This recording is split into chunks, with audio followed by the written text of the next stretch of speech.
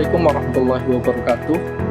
Sahabat Bawaslu yang berbahagia, kembali lagi kita bertemu pada pesonan edisi kedua pada Ramadan tahun 2024. Pada kesempatan kali ini kami dari Bawaslu Kabupaten Demak ingin memberikan edukasi terkait kebijakan pengawasan Bawaslu Kabupaten Demak pada pemilu tahun 2024. Pada posonan edisi kedua ini yang menjadi pembicara atau narasumber adalah Ketua Bawaslu Kabupaten Demak itu sendiri, yaitu Bapak Ulin Nuha. Selamat sore Pak Ulin. Selamat sore Mas. Gimana kabarnya? Alhamdulillah sehat. Puasa lancar Pak? Insya Allah. Alhamdulillah. Meskipun agak masih ngantuk-ngantuk ini ya. Ya. Kemarin menjadi korban banjir juga Pak? Oh iya. Ya tidak sampai masuk rumah sih, tapi ya jalanan yang tergenang cukup tinggi lah, hampir mungkin 40 cm. Ya. Jadi memang cukup mengganggu aktivitas ya. Oh iya, baiklah. Memang katanya memang banjir hari kemarin itu salah satu yang terburuk dari sejak tahun 92 ya Pak? Kalau di Wonosalam ya mungkin hampir sama ya. Di Wonosalam itu dulu 92 itu juga ceritanya, karena saya juga pendatang ya di Wonosalam itu ya. Dulu juga harus sampai pakai getek ya untuk beraktivitas, dan kemarin itu juga sama. Banyak warga yang terus bikin getek darurat gitu kan untuk beraktivitas, untuk keluar masuk desa itu. Semoga banjir segera surut dan bisa melaksanakan ibadah puasa dengan amin. Baik. Baik Pak Ulin. Terkait pemilu tahun 2024, memang KPU sudah mengumumkan hasilnya pada tanggal 20 kemarin. Namun demikian, kita sepertinya perlu melakukan refleksi perjalanan pengawasan kita Bawaslu Kabupaten Demak pada pemilu 2024, khususnya tentunya di Kabupaten Demak itu sendiri. Nah, Pak Ulin, selama tahapan pemilu tahun 2024 dari awal sampai saat ini, dari tahapan mutarlih, dari pendaftaran peserta pemilu, dan sampai pada titik ini, bagaimana Pak perjalanan pengawasan Bawaslu Kabupaten Demak itu sendiri? Iya, jadi kalau kemudian kita bicara tahapan pemilu 2024 ini ya Mas ya, memang banyak sekali dinamika yang terjadi ya, khususnya di Bawaslu, tapi juga di KPU juga.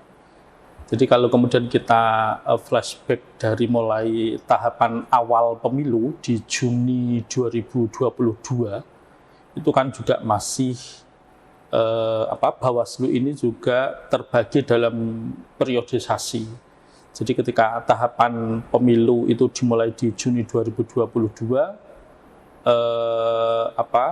ketua dan anggota itu masih periode 2018 sampai 2023. Dan saat itu memang yang mungkin juga agak butuh effort banyak itu adalah di soal pendaftaran partai politik ya.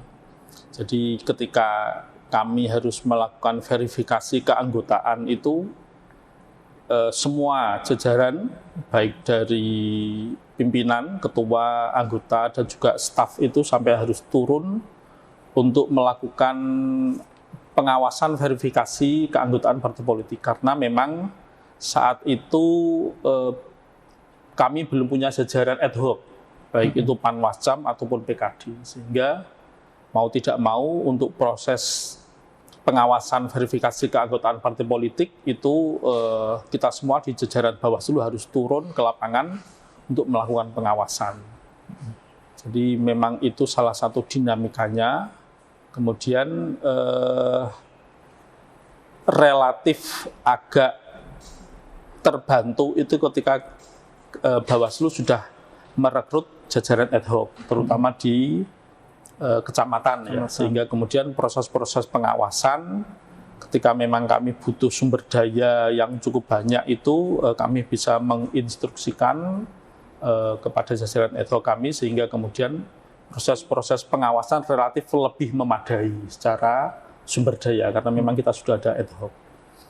Dan mungkin yang cukup kemudian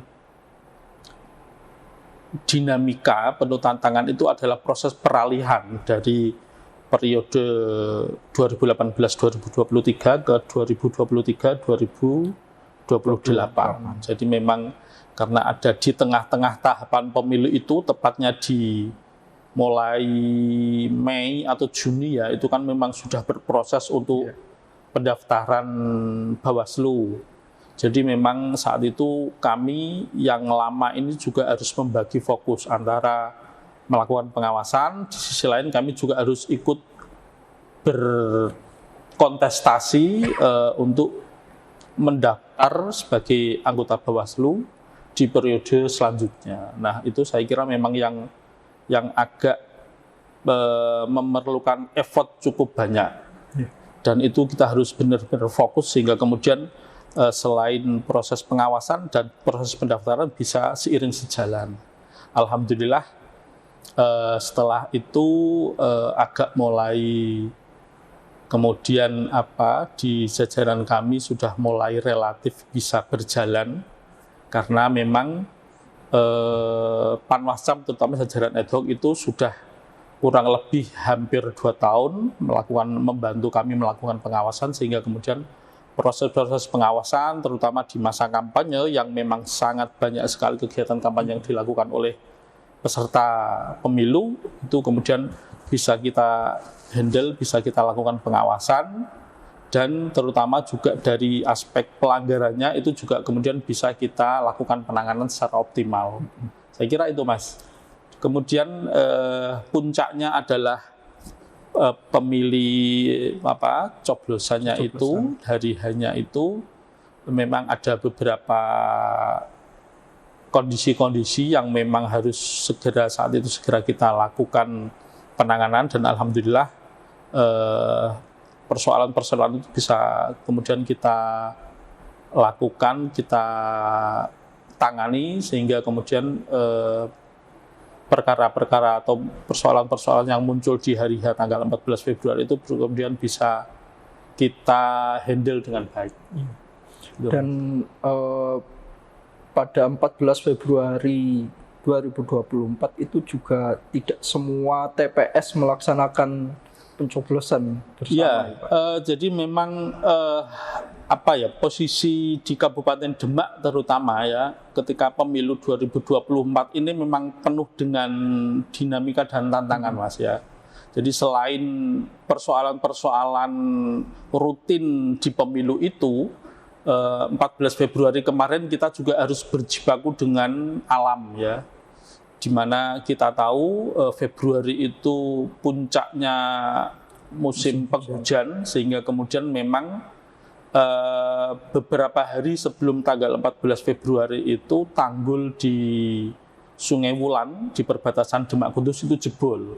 Yang justru jebolnya itu ke arah Demak, ke arah Nganyar sampai kemudian Mijen. Sehingga kemudian memang ada 114 TPS di 10 desa di 1 kecamatan di Karanganyar itu yang kemudian harus dilakukan penundaan. Jadi karena memang kondisinya sudah tidak memungkinkan untuk dilaksanakan pemilu pada tanggal 14 Februari, karena jebolnya itu kurang lebih di sekitar 10 hari sebelum hari H. Jadi memang itu sangat menyulitkan, sehingga kemudian oleh KPU akhirnya diambil kebijakan di 10 desa ini, awalnya hanya 8 desa, kemudian secara dinamis terjadi penambahan wilayah yang terkena banjir, sehingga kemudian akhirnya ditambah 2 desa. Dan itu kemudian pemilu susulannya dilaksanakan di tanggal 24 Februari. Dan alhamdulillah meskipun masih saat itu tanggal 24 itu masih kondisi banjir ya, tapi secara umum kemudian bisa dilaksanakan meskipun ya memang ada beberapa hal yang harus dijadikan evaluasi. Misalnya itu soal lokasi. Memang di tanggal 24 itu dengan kondisi yang serba terbatas itu memang tidak cukup memungkinkan KPU untuk kemudian mencari tempat yang representatif, Mas. Sehingga kemudian ya adanya itu ya akhirnya mau tidak mau dipaksakan. Sehingga kemudian memang saat pelaksanaan itu ya kondisinya memang cukup crowded ya, sehingga harapannya tentu dengan segala dinamika dan keterbatasan kondisi itu, alhamdulillah pelaksanaan pemilu bisa berjalan dengan baik. Baik. Kalau secara umum Pak, kan Bapak juga sudah terlibat dalam pengawasan pada pemilu tahun 2019 ya Pak. Ya.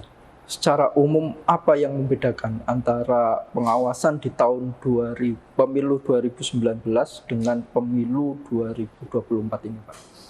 Kalau secara umum tidak ada yang berbeda Mas ya, karena memang regulasinya ini kan kita masih menggunakan regulasi yang sama ya, yaitu Undang-Undang 7 tahun 2017, dasarnya masih sama, hanya kemudian memang mungkin soal regulasi-regulasi turunan ini baik di PKPU-nya ataupun Perbawaslu itu yang sedikit berbeda. Jadi kalau kemudian bicara keseluruhan itu tahapannya hampir sama, hanya kemudian soal waktu-waktunya ini yang berbeda. Misalnya di tahapan kampanye. Kalau dulu itu kan cukup lama ya, di 2019. Tapi untuk pemilu 2024 ini itu praktis kan hanya sekitar 3 bulanan saja. Kalau dulu itu mungkin hampir 7 bulan, sekarang hanya 3 bulan saja. Saya kira itu yang kemudian agak membedakan, dan yang merasakan itu ya dari sisi penyelenggara teknis, dalam hal ini KPU, karena mereka harus berkejaran dengan waktu di soal tahapan logistik. Jadi selain kemudian mereka mengatur kampanye yang waktunya hanya 3 bulan itu, sisi lain mereka juga harus menyiapkan logistik misalnya surat suara, terutama kan surat suara ini ya yang harus kemudian dipersiapkan agar kemudian di tanggal 14 Februari itu semuanya sudah ready dan sudah terdistribusi ke TPS. Nah itu yang kemudian memang menjadi tantangan dari teman-teman KPU. Sementara kalau dari sisi Bawaslu, dari sisi kepengawasan, relatif yang penting kemudian proses kampanye ini bisa kita lakukan pengawasan, itu saja. Jadi memang perbedaannya hanya di soal waktu di masa kampanye itu, terutama dari yang semula 7 bulan, sehingga KPU punya waktu agak longgar, tetapi ketika kemudian ini bersingkat menjadi hanya 3 bulan, mau tidak mau KPU harus mempercepat proses percetakan surat suara dan juga distribusinya, dan memastikan bahwa proses ini berjalan dengan lancar. Gitu. Saya kira itu, Mas. Baik. Pada pemilu 2024 itu kan juga terbagi menjadi beberapa tahapan ya Pak. Nah, tahapan yang paling krusial itu tahapan apa Pak? Kalau dari sudut pandang Bawaslu itu tahapan yang paling krusial jelas masa kampanye dan pemungutan suara itu, Mas. Jadi kalau tahapan kampanye itu bagaimana kemudian kami ya Bawaslu, jajaran pengawas itu melakukan pengawasan dan memastikan bahwa kegiatan kampanye itu tidak terjadi pelanggaran. Kemudian terutama adalah soal-soal administrasi, Mas. Misalnya seorang caleg melakukan kampanye, tapi kemudian tidak ada STTP-nya. Ini kan hanya soal-soal administrasi. Nah, hal-hal semacam itu, tetapi kadang memang caleg ini kemudian tidak mau atau wegah gitu ya, bahasanya enggan untuk ngurus menyampaikan pemberitahuan ke Polres ataupun ke Bawaslu. Kadang yang muncul semacam itu. Nah, ini yang kemudian harus kami melakukan pendekatan kepada partai politik, kemudian sosialisasi ke caleg-calegnya, bahwa kampanye itu menjadi hak partai politik dan juga caleg, tetapi juga ada kewajiban yang harus dipenuhi, yaitu adalah menyampaikan pemberitahuan. Nah, itu yang kemarin sempat menjadi bahan diskusi antara kami dengan kepolisian. Bagaimana kemudian caleg ini mau bersedia memberitahukan kegiatan-kegiatannya ke Polres dan juga menembuskan ke kami Bawaslu, dan itu memberikan sosialisasi ini agak bahasanya kita harus ekstra gitu, karena memang mereka itu seolah-olah kalau ada pengawasan itu mereka malah takut gitu loh. Nah, itu yang harus kami sampaikan, termasuk koordinasi dengan pihak kepolisian, bahwa kampanye itu kan memang haknya dari partai politik, tetapi ya ada kewajiban yang juga harus dipenuhi. Nah, itu menjadi tantangan. Kemudian yang kedua, di masa pemungutan suara itu kan juga puncaknya kegiatan tahapan pemilu ya, sehingga kemudian itu menjadi fokus kami agar kemudian kegiatan itu bisa berjalan dengan baik, memastikan bahwa kemudian tidak terjadi kekurangan surat suara, kemudian juga tidak ada intimidasi terhadap pemilih-pemilih, meskipun memang ada laporan juga, dan alhamdulillah waktu itu kita juga sudah melalui anggota, kami sudah ada yang turun ke sana, dan saat itu memang sudah kita koordinasikan dengan Polres juga. Saat itu kemudian bersama dengan Kasat Reskrim, anggota kami juga sudah ada yang ke lokasi, dan waktu itu memang sudah selesai clear, tetapi kemudian masih muncul ketidakpuasan. Saya kira memang ini juga bagian dari proses dialektika, proses berdemokrasi, agar kemudian bahwa pemilu itu merupakan hak para pemilih untuk menentukan secara bebas, secara mandiri siapa yang akan dipilih. Saya kira ini menjadi tantangan kita bersama, agar kemudian juga kalau kemudian muncul sebagai bahan evaluasi, agar kemudian ke depan tidak terjadi lagi. Saya kira itu, Mas. Ya. Tadi Bapak sempat menyinggung ada terjadi beberapa pelanggaran, Pak, di pemilu 2024. Ya. Nah, kalau tren pelanggaran yang terjadi di pemilu 2024 itu sendiri bagaimana, Pak? Kalau pelanggaran itu yang paling banyak itu adalah administrasi. Di pelanggaran administrasi di Bawaslu itu lebih banyak di soal pemasangan APK. Pemasangan APK yang di pohon, di taman, itu justru jadi tempat favorit jadi para caleg itu.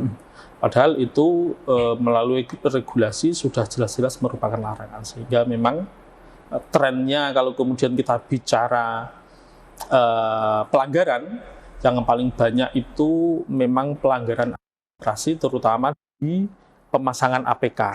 Jadi total itu ada 6.686 APK yang kemarin dipasang oleh para caleg itu, tetapi kemudian itu melanggar secara administrasi, dan itu melalui jajaran kami, Panwascam, sudah kami instruksikan untuk melakukan penertiban.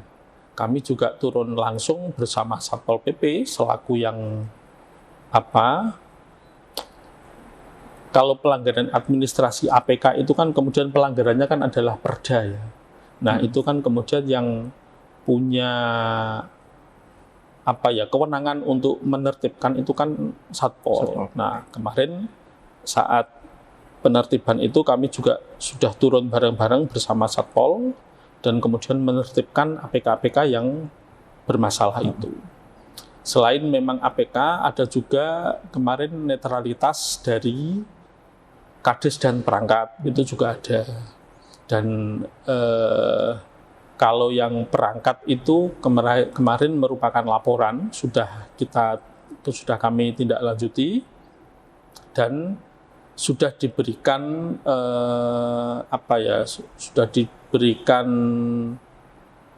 oleh kepala desanya untuk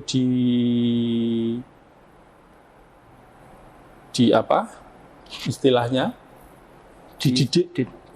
dibina.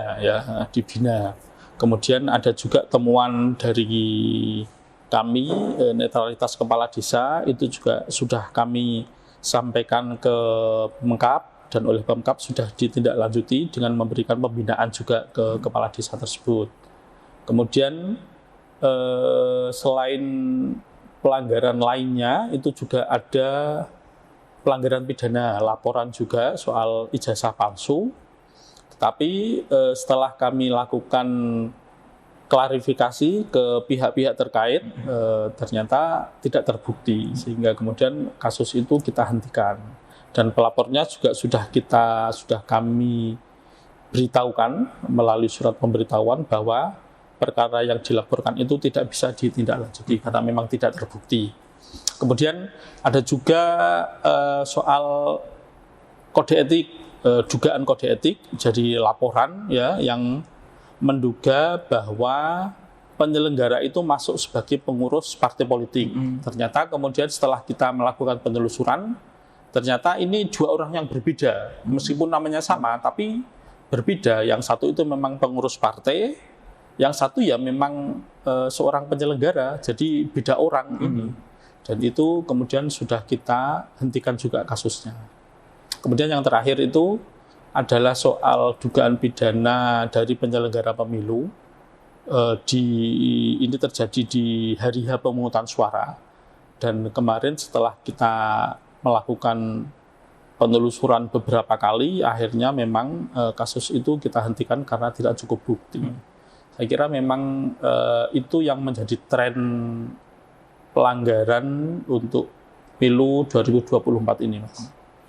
Kalau politik uang itu gimana, Pak? Apakah masih ditemukan juga, Pak, di pemilu 2024? Kalau politik uang itu memang apa bahasanya ya?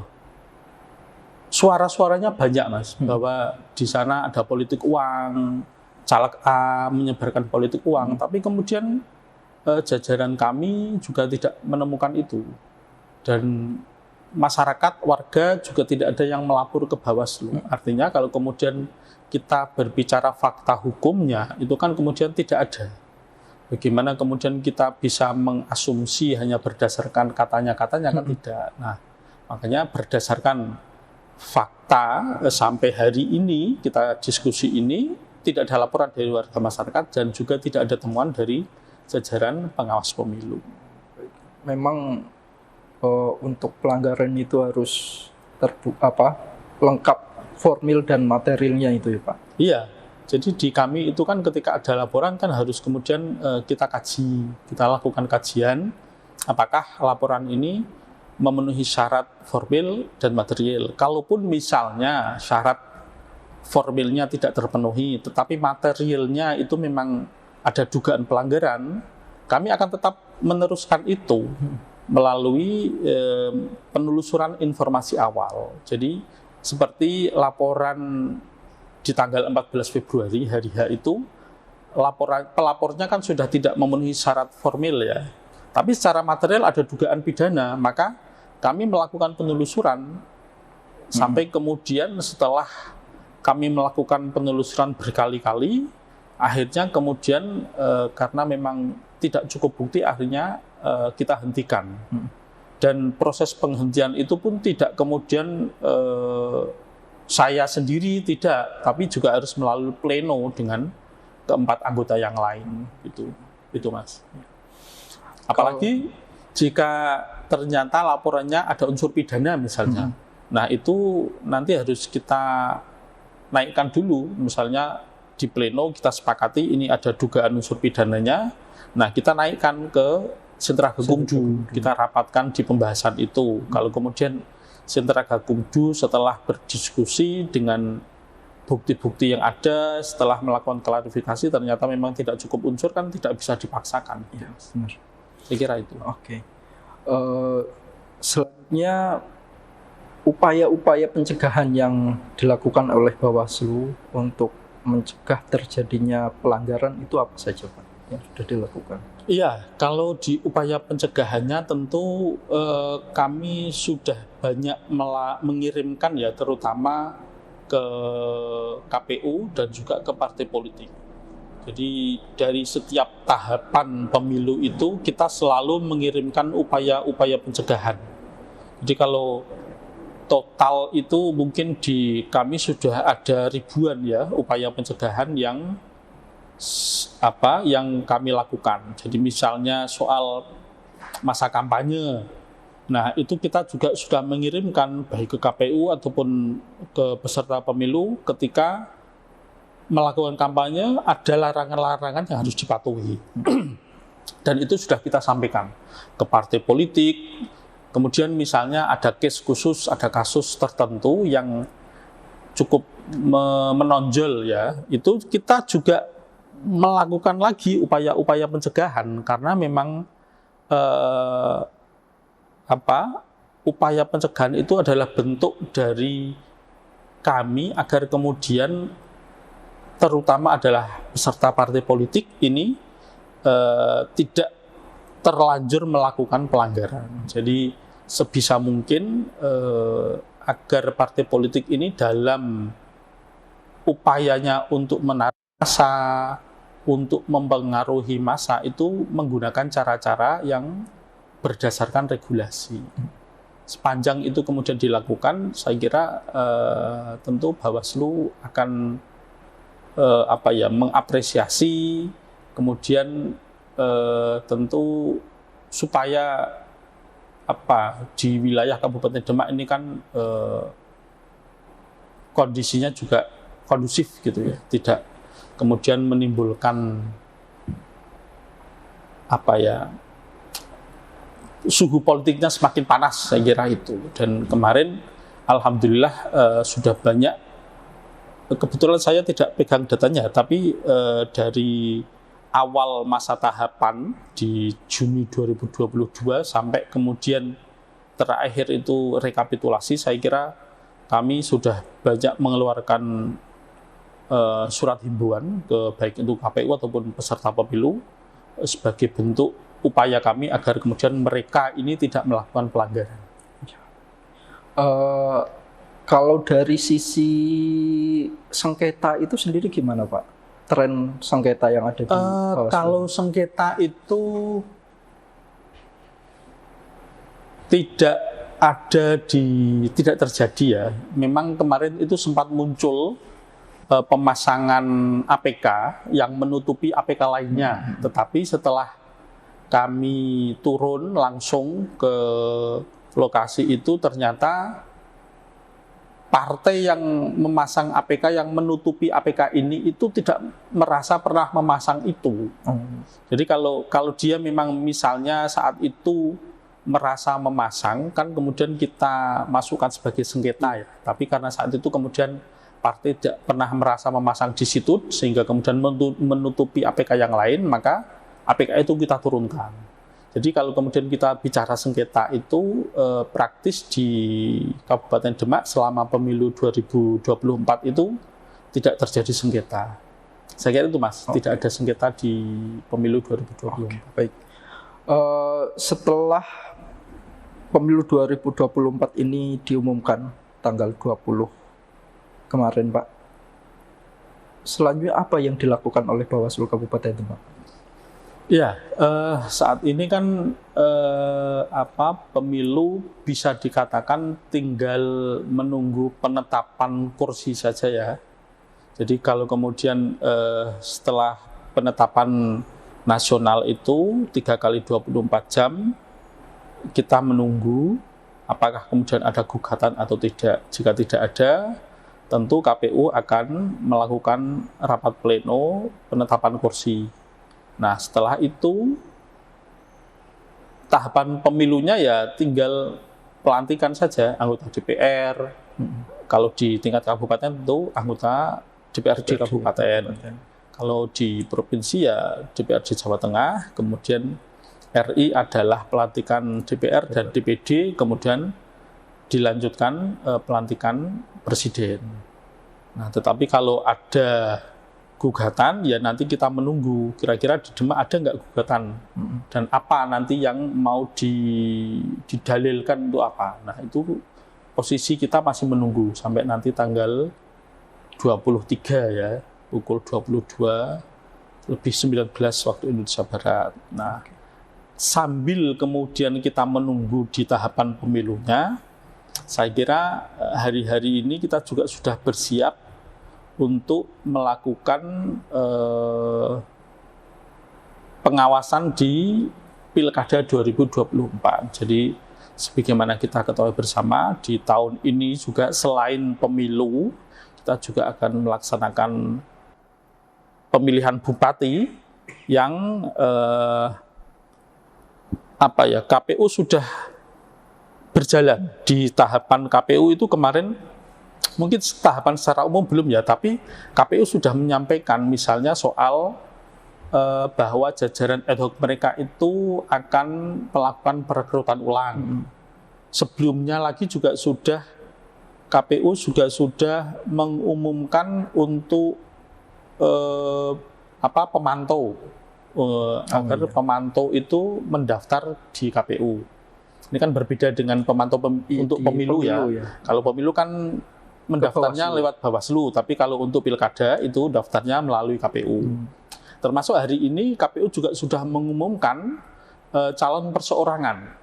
Jadi kalau ada pihak-pihak yang ingin maju mendaftar sebagai calon bupati melalui jalur perseorangan, itu kan kemudian sudah bisa berdiskusi atau berkonsultasi ke KPU. Kira-kira syaratnya apa saja, kemudian apa yang dibutuhkan, itu kan sudah KPU hari ini sudah membuka itu. Sehingga kemudian tentu kita juga harus bersiap itu, selain kemudian menunggu tahapan pemilu yang saat ini mungkin berproses di MK. Begitu, Mas. Baik. Kalau harapan Bapak ini untuk hasil pemilu tahun 2024 ini bagaimana? Ya, saya kira pemilu 2024 sudah kita lalui bersama, kemudian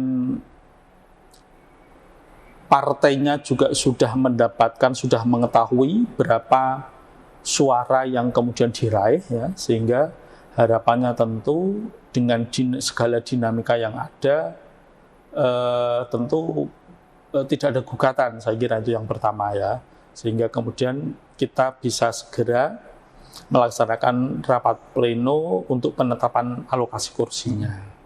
Tetapi kalaupun ada, ya kita tentu sudah siap dengan itu, karena memang kita sudah dari awal, dari mulai tahapan Juni 2022 itu, semua yang sudah kita lakukan, pengawasan, upaya pencegahan, termasuk saran perbaikan itu semuanya sudah kita rekod, sudah kita catat, sudah ada datanya, sehingga kemudian ini menjadi bahan kita jika nanti ada pihak-pihak yang tidak puas dengan kinerja Bawaslu atau termasuk juga kinerjanya KPU, sehingga kemudian melakukan gugatan ke MK. Itu kemudian yang terakhir tentu harapannya adalah apapun hasil yang sudah diketahui bersama itu kita hormati bersama, jangan sampai kemudian ada hal-hal yang yang kondisinya sudah kondusif ini kemudian gara-gara ada pihak-pihak yang tidak puas itu sehingga kemudian terjadi perpecahan di antara kita. Saya kira itu, Mas. Tetap pemilu adalah pemersatu kita ya, bagaimanapun sampai menjadi konflik. Betul. Jadi pemilu itu adalah konflik yang memang sudah diatur secara hukum ya, perebutan kekuasaan yang memang secara legal itu diatur oleh undang-undang resmi, boleh untuk meraih kekuasaan itu kan melalui pemilu, tapi kan tidak melalui cara-cara yang selain pemilu itu ya, misalnya kekerasan itu kan tidak diperbolehkan. Jadi saya kira ini yang memang sudah kita sepakati bersama mekanisme pemilu ini, jadi hasilnya apapun itu kita hargai bersama. Baik, terima kasih Pak. Sahabat Bawaslu, pemilu tahun 2024 ini sudah diumumkan oleh KPU pada 20 Maret kemarin. Semoga hasilnya ini kemudian menghasilkan pemimpin-pemimpin bangsa yang bertanggung jawab dan bisa memperjuangkan kebutuhan rakyat Indonesia, sehingga Indonesia menjadi lebih baik ke depannya. Terima kasih Pak Ulin. Demikian adalah Posonan edisi kedua pada Ramadan tahun ini. Kita akan bertemu lagi pada Posonan edisi berikutnya. Sahabat Bawaslu, tetap bersama kami, bersama rakyat awasi pemilu, bersama Bawaslu tegakkan keadilan pemilu. Assalamualaikum warahmatullahi wabarakatuh. Waalaikumsalam warahmatullahi wabarakatuh.